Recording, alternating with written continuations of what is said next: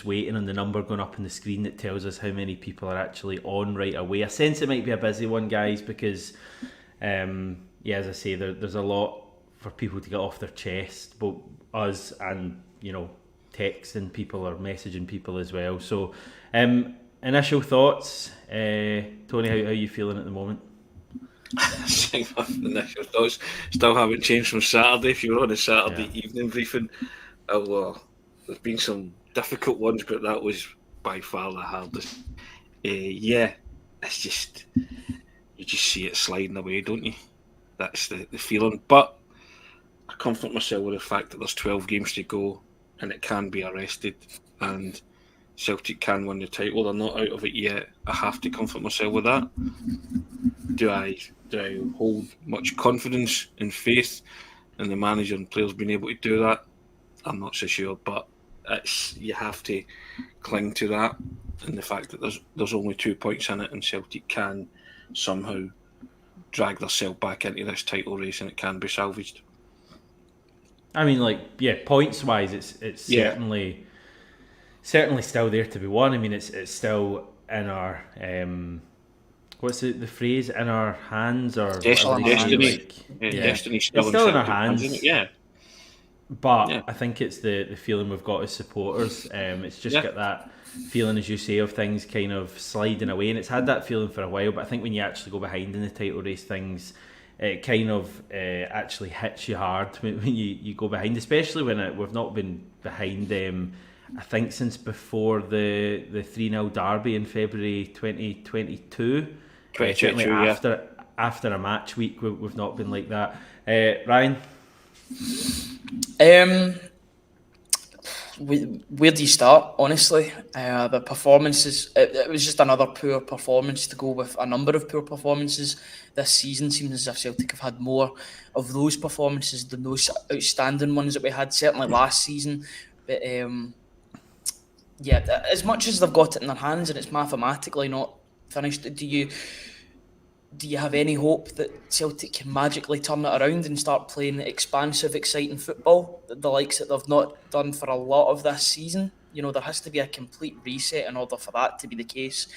I'm just in general, the performance, even if Celtic won at the weekend, I think there would have been a response from the supporters in the stadium, because the performance was not that good. Was not that good, despite the fact that they were winning the game.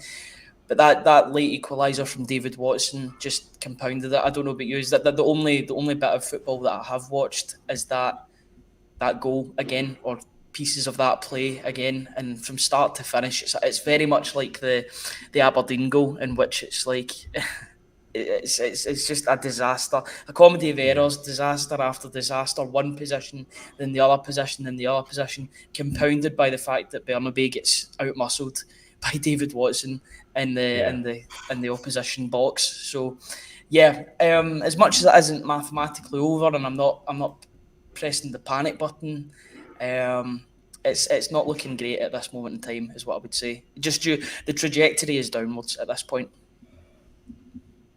I mean, that's the thing that's frustrating as supporters, is we've kind of felt this for the majority of the season. I was trying to think earlier whether there's been like a moment this season where you've actually you've been really enjoying watching Celtic. There's been one-off matches.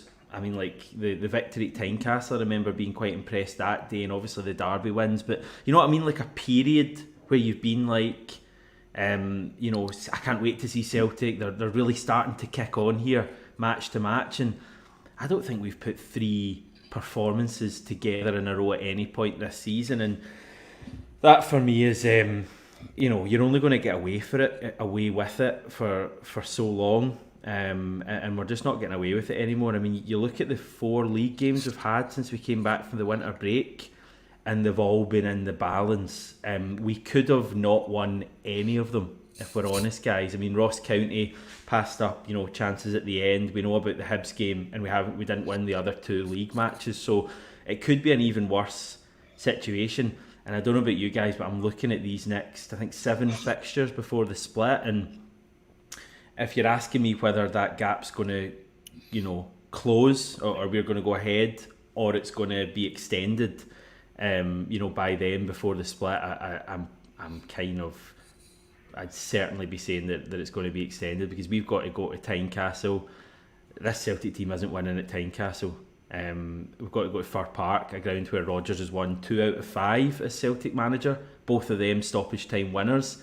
I wouldn't back Celtic to win at Fir Park. We've got to go to Ibrox.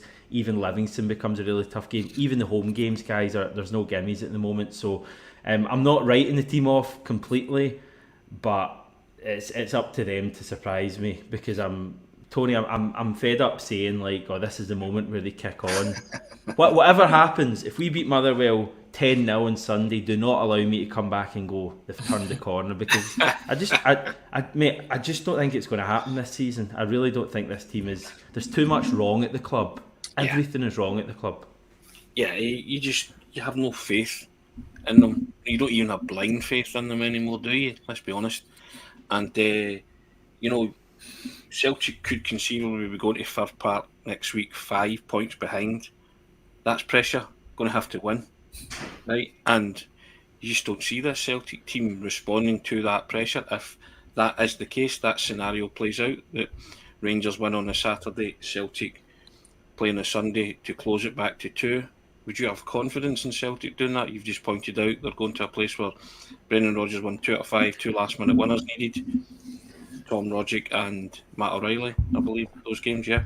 So, it just, nothing at this moment is filling you with any great hope with regards to Celtic, and you've outlined a lot of games there where you're just shaking your head and you're thinking that you just don't see a run of wins coming, do you?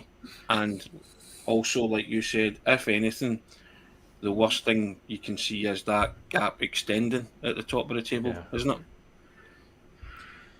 Yeah, I mean, it's hard to say that. I don't think Rangers are a particularly incredible team. I think what they are is together, and they're a club who are showing ambition and are doing the right things off the park, and we're just an absolute shambles. Support aside, Ryan, the support are the only ones for me who can hold their head up at the club at the moment. Everything else just seems in disarray. The supporters are there, home and away, as they always are, win, lose or draw, and that's absolutely great to see.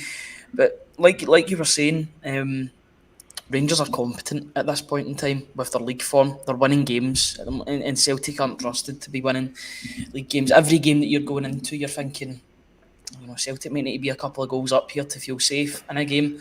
That was the case against Motherwell earlier on in the season, the team that they play next at home.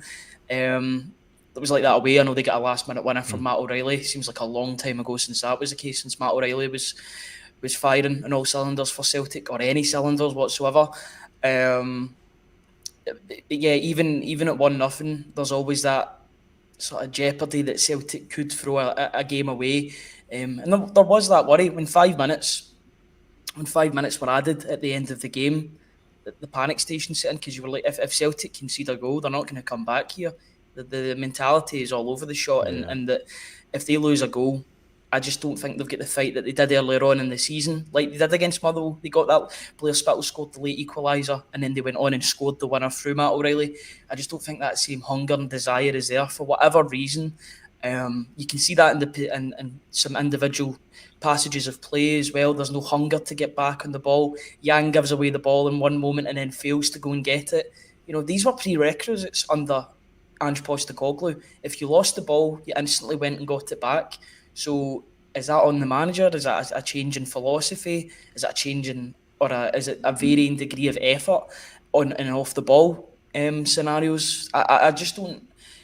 A lot of these players were part of a treble-winning side last season, and you expect more of them because they've got it in their locker to get to that higher level. So for whatever reason, they're not pulling their weight performance-wise this season or in this part of the season, and it's costing them.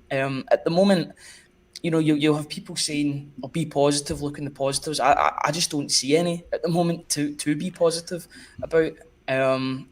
The trajectory is just downwards, and I wanted to try and come on this briefing and be as positive as I could, but where are the positives to talk about? You know, Kyogo scored a header, that's great, but how many other touches did he get of the ball in that game? You know, he was anonymous apart from that. I think the one clip that summed it up more than anything else, something that I'm writing about just now, is when Kyogo just throws his hands in there because he's not getting any forward passes. That's just it's a far cry from the Kyogo of last season, who was getting plenty of the ball, who was getting goal after goal after goal. You know, something has to change, and it's up to Celtic to figure that out. But something has to change. We've been saying that all season, and wee things do change, maybe for a match here or there, but there's just no consistency there. Listen, I want to rattle through comments because there's over 500 of you on at the moment. Thanks very much for spending your Monday morning with us. There's a few comments I want to go through, a few talking points. Pete saying suggestions that we should get rid of Brendan Rodgers are frankly pathetic. The league is still in our hands. We need to find a way to start winning again, but sacking the manager is not it. For me, this is almost a moot point, because like, Rodgers isn't going to be sacked. That's just not going to happen. The only way Rodgers is going to leave, at this point, before the end of the season, if he decides to leave himself, and I don't think he's ever left a club of his own accord, has he? And Celtic aren't going to sack him. Celtic gave Neil Lennon until February, when we were like 20 odd points behind in the COVID season, so they're not going to sack a manager when he's 2 points behind. Do either of you think Brendan Rodgers should be sacked at this stage? Is that a way we could salvage the season? Is it too early for that? No, he's not going to be sacked, is he? Let's be honest, I agree with that. Should he be? Is there any argument he should be? I don't think he should be sacked either. I think you have to sort of say there's been some mitigating, isn't there? But he's not entirely blameless, Hamish. You know what I mean? From it, yeah. He sends the players out to perform, and on Saturday, and it's not for the first time this season, I don't actually know what Celtic will try to do on Saturday. I have to say that, and I don't think I'm alone as a Celtic supporter in that, watching that team be bereft of ideas, and he has to inspire them, and he keeps talking about narratives. Celtic manager and the players should be writing their own narrative. Forget anything else that everybody is saying about them. First and foremost, you've got to take care of your own business. But I think it's fair to say he hasn't been backed by those upstairs, which is another argument, and hasn't got the quality that he's craved, and he hasn't been able to get the same tune out of those treble-winning players that Ryan was talking about from last season. But there are circumstances, people say it's the same team. Well, is it? Jota's not there, Aaron Moy's not there, Starfelt's not there, and he's been without Cameron Carter-Vickers, Hitachi, Maeda and Abada for long periods of this season. Now, regardless of how the latter two have been playing, the first two are huge cogs in that machine, and people don't want to hear that, but that's been the case. And but again, I go back to it, he's not entirely blameless, and the standard of football that you've watched this season has been below the bar that's been set, and it's below the standards. So, and there's a lot of people out there, Celtic supporters, I don't know, seems to be a kind of will and wishing him to fail so they can say, I should never have been brought back, I was right. If Brendan Rodgers fails, Celtic fail. And I don't want that to happen. I want to see Celtic turn this around. I want to see the manager work some kind of miracle in the last 12 years. On the evidence that you're watching just now, do you see that happening? No, you don't. But they're not going to pull the trigger on him, are they? Because he is only 2 points behind. I've got. Is it all right if I just turn it back on you just a bit, just to ask you a question? If Brendan Rodgers wins no trophies this season, and I'm not calling for him to be sacked of that whatsoever, so I just want to make that clear. If he wins no trophies this season compared to the 3 trophies that were won last season, is his position tenable? Is it wholly tenable at all? No. I don't think any manager can have a trophyless season and keep their job. And Postecoglou basically said that, didn't he, during his first season? Yeah. Rodgers for me, but again, I mean, that's probably a debate for the summer, mate, but I certainly, if he didn't win a trophy, he couldn't. I don't think he's going to be a manager next season, to be honest with you guys. Because I think... I can't see it either. I think we're headed... To be honest, I think we're heading for a trophyless season. Again, people obviously won't want to hear me saying that, but that's the way it's heading. The thing is... there was a point that I was going to make, but it's completely went out of my head now. Due to that point that you made there, Hamish, but I agree. There's nothing positive at this point in time. The only thing positive is that it's only 2 points between Celtic and Rangers at this point. That's the only sort of positive that I can take from it. You know, they got away with it at the start of the season, even though their football wasn't that great. You look at the St Johnstone result, you look at some other results as well after the Rangers game. But you know, there was a healthy gap between the two sides. Now Rangers have stabilised and Celtic have kept going the same way, to be honest. There's not been any improvement in the style of play, out with a couple of good games here and there. You know, that Hearts game, the Hibs game at home, albeit they only played for about 45 minutes in that game, then took their foot off the gas pedal in the second half. But, you know, there's not been that, as you said, there's not been that form over like 3, 4, 5, 6 games that you can point to and say, that's been Celtic, that's been the style of play that we've wanted to see all season from the team. It's just been moments. I think Celtic, and I made this point the other day, I think Celtic are a moments team at this point. You know, you look at Kyogo against Rangers, those 2 moments, they're moments rather than... Just to counter that, over the last 4 league games, like even then, where have the moments been? Like there's not even been any moments. Kyogo's header, Kyogo's goal. I think you have to say, certainly on Saturday and the games before it, there's been no leadership, no quality. You know what I mean? Bereft of all of that, and I think, and no real kind of pattern of play, and you just say to yourself, well, that's on the manager, because he's sending the team out to perform to his style, and when you have a team that are supposedly in, you know, a 2-way fight for a title, I just didn't see the stomach on Saturday. I didn't see the fighting, battling qualities, and you know, that's why I'm saying the manager's not entirely blameless here.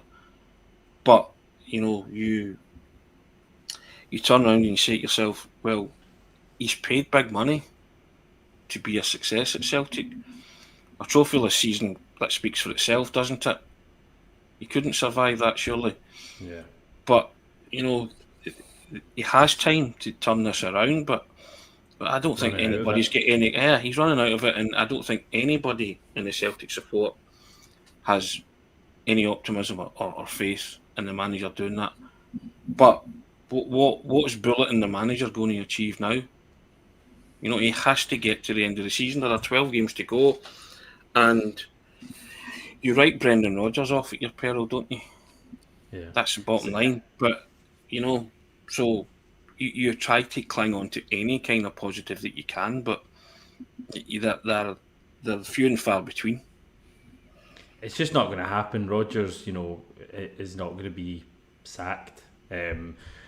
Max doesn't seem like the manager has the fight. He's not the same person he was first time around. We've seen glimpses, but he's a shell of himself. Maybe it's because he knows his players are rubbish. Yeah, I mean, it's just been like that kind of all season from Rodgers, and even after the match on Saturday, I just found the reaction kind of strange from the players. I mean, I know Greg Taylor spoke about, you know, some strong words in the dressing room. He didn't, you know, go into detail on that, but he basically said that's what had happened. But not to go against Greg Taylor, but I would have my doubts about this team. It doesn't seem like there's anyone in there who you know would be holding people to account. I mean, Callum McGregor and Joe Hart possibly, but you know, McGregor can hardly be holding people to account at the moment the way he's playing. That moment in the 86th minute, I found that bewildering, genuinely. That moment, 10 yards of space, and he ballooned the ball up in the air. I couldn't believe what I was watching when that happened, and I thought that set the tone for the final few minutes of nervousness. So some people, CJ said he's written the team off completely. It's never happening. Our responsibility now is to force change all over the club. Henrik McLarsson saying not sure you can fight your way out of this kind of malaise this late in the season. And for a different view, Alan's saying, I still think the squad, if we deployed the right tactics, we can win this league. Rodgers needs to be more pragmatic and stop being too idealistic. So if we're not going to sack Rodgers, where else do you find where else is a catalyst for a title win?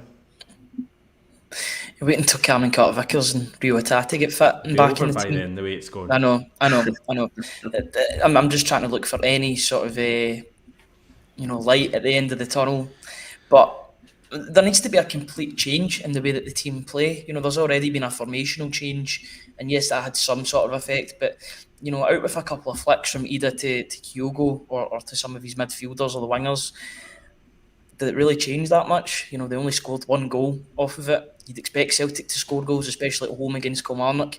You're talking about the fight. The only fight that I seen on Saturday was the Kilmarnock team. They was fighting that team to get a goal back and get something from the game. They're pressing. Celtic just did not know what to do with the press, but they knew, Celtic would have known that press was coming because it happened in the away game. It happened at Rugby Park, that press that, and when that happened, Celtic really struggled and they lost that game because of it. Yes, I know they got a draw at the end, but a draw just feels like another defeat. These draws that are piling up feel like defeats in the league due to the fact that Rangers aren't dropping points out of playing against Celtic. They're competent. They're doing their work. They don't have to be world beaters in order to be ahead in the league.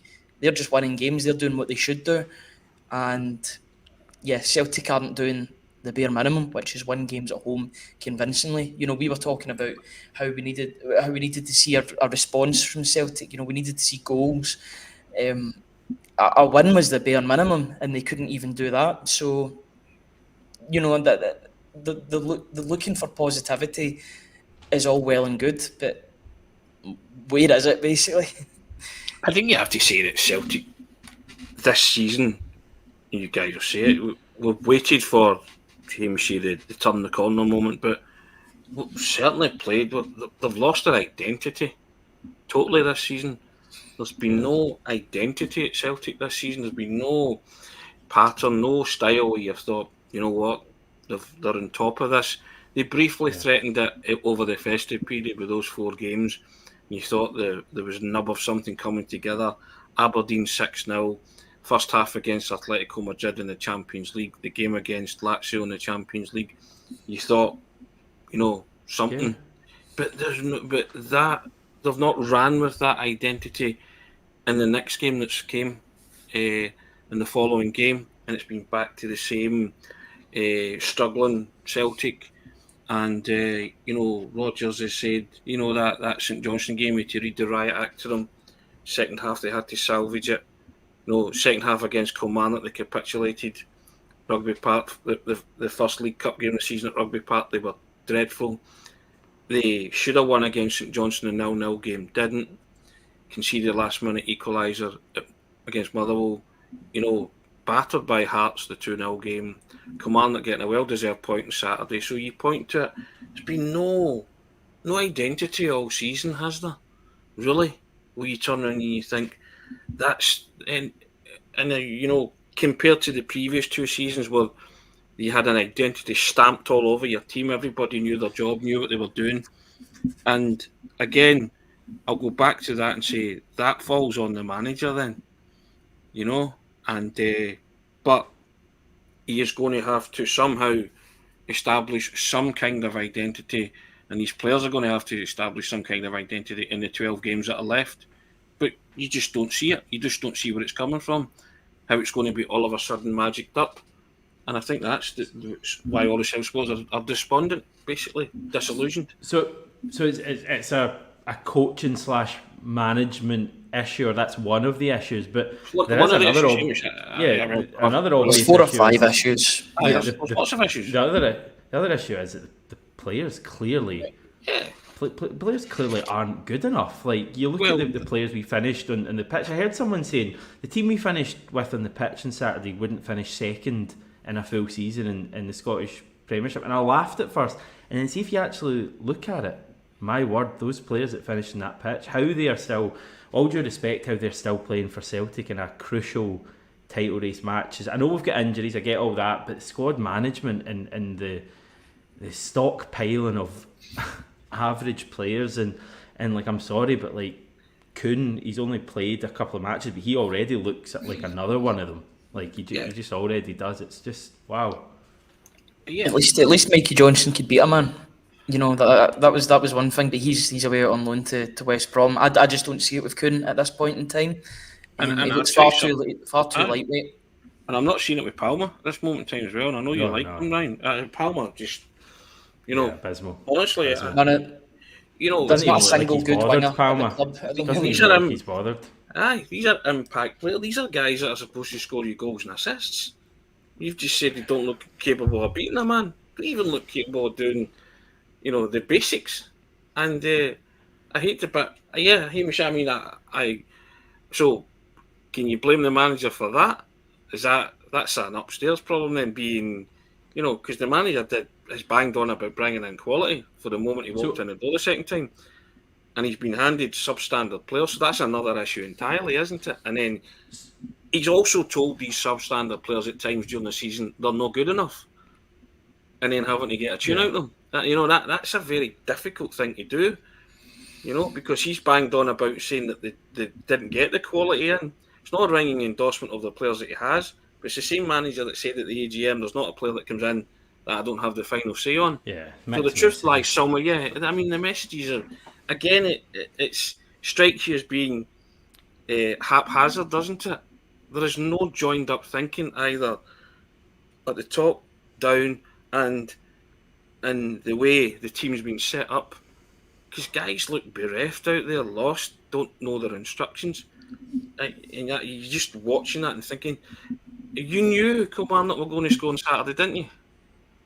I've heard from a few people at the game that they felt Ryan was there, but I felt that too, because seemingly, and I've not seen it, but seemingly when Alexandro Bernabe came on, Derek McInnes instructed his team to go long and just hit long balls at him, direct, and you think to yourself, well, it's as basic as that, and Celtic still conceded a goal as basic as that, because the wee guy at the back post can't jump or get out muscled, whatever you want to say. And it's the VAR call that just compounded it all. Really, you're like, just give the goal, and because there was no foul. I don't know what they were looking for from there. He was just out muscled. Bernabe, there's been a lot of talk about him over the past couple of games. Yes, he's had some good moments, but he's not of the required standard to be a Celtic player. That's 3.75 million. That's a signing that Mark Lawwell would have been all over, because his speciality is in South America. Apparently, that was his sort of trademark, or he sort of franchise signing. When he came in through the door, that was his first signing that he had his proper hands all over, and he's been second choice, if that, for most of his Celtic career. He's had a couple of okay performances, but even then there's been mistakes littered throughout those good performances. It's never a perfect performance, and that's just simple stuff. As a defender, you need to defend your back post. But Ryan, you've got £8 million worth of defenders no playing. It's another damning indictment. When Celtic spend $3.5 million and $4.5 million on central defenders, there's one thing I expect. I expect them to play. Especially when Carter Vickers is injured. Correct. Right? Especially when your best central defender is injured and has been for long spells of the season.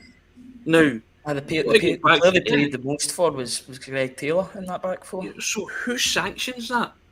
Who had the final say in that? And and these things are coming back, because you cannot afford to write off $3.5 million and $4.5 million at a club like Celtic. You just can't afford to do that.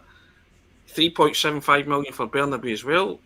There is so many things wrong, as Hamish has said there, but you're trying to address it on a game-by-game basis.